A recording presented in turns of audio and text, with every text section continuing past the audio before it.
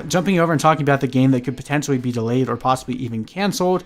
But as of right now, no word has been stated as to whether or not this game is going to be moved.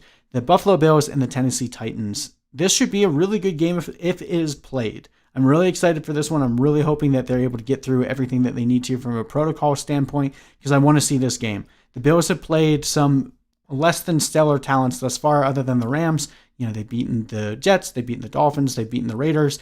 This should be a really good contest for them if the Titans are able to play at decently full strength. We know Corey Davis is on the COVID list right now, so they'll be a little shorthanded at the wide receiver position, but it does look like A.J. Brown is trending towards playing this week, again, assuming there is a game. So what do we know about these teams? Well, the Bills have completely flipped scripts. Last year, they were a really good pass defense. This year, they've been allowing a lot of points in the passing department, but they have been really stingy against the run. I don't think that matters much for Derrick Henry. On the Titans side, they've been below average on every spot in defense, giving up 11th most points to the running back, 12th most to the receivers, 8th most to tight end. So this is going to be a good spot start for a lot of these guys here. Bills are favored to win this one by 6.5.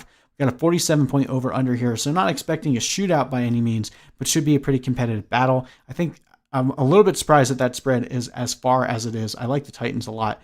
Both of these teams undefeated right now. We'll see who can come out. But at home, I do think the Titans are going to put up a bigger fight than Vegas is expecting. So, of course, you're starting Josh Allen. He has been lightning thus far and has been everything that you wanted in drafting him. The later rounds after the first couple tier guys, he's been right up there in terms of performing with every other quarterback. So you're going to keep playing him until he gives you reason to otherwise.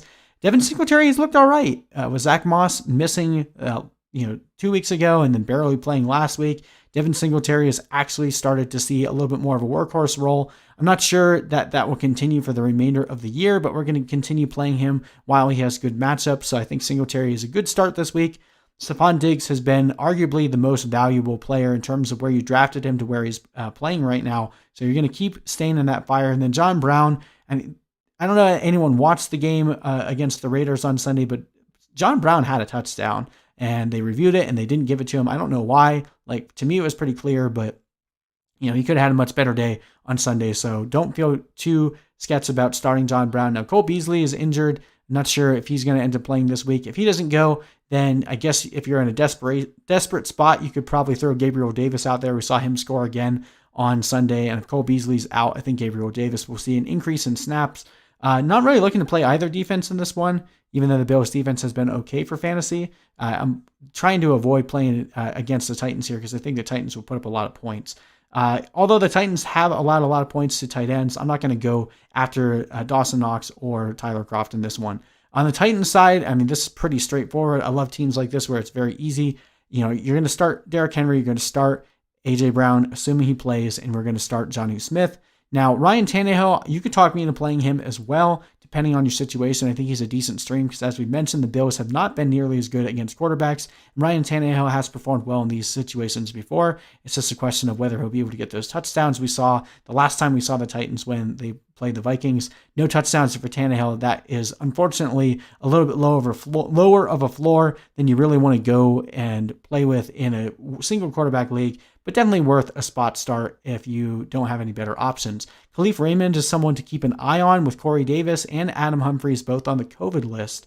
Khalif Raymond is basically the de facto wide receiver 2 right now. I think they'll end up using their tight ends a lot, but again, main reason for why we're looking at this is we've seen the wide receiver 2 put up some pretty good fantasy numbers in the absence of A.J. Brown, whether that was Adam Humphries or even Khalif Raymond against the game against the Vikings. So someone to keep an eye on if you're in an absolute desperation spot start. I think Khalif Raymond, you could do worse than that. Not playing either defense in this one, as we mentioned.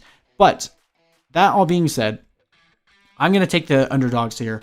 Assuming this game is played, I'm going to take the Titans at home. I have them winning by 3. 31-28 is my final prediction.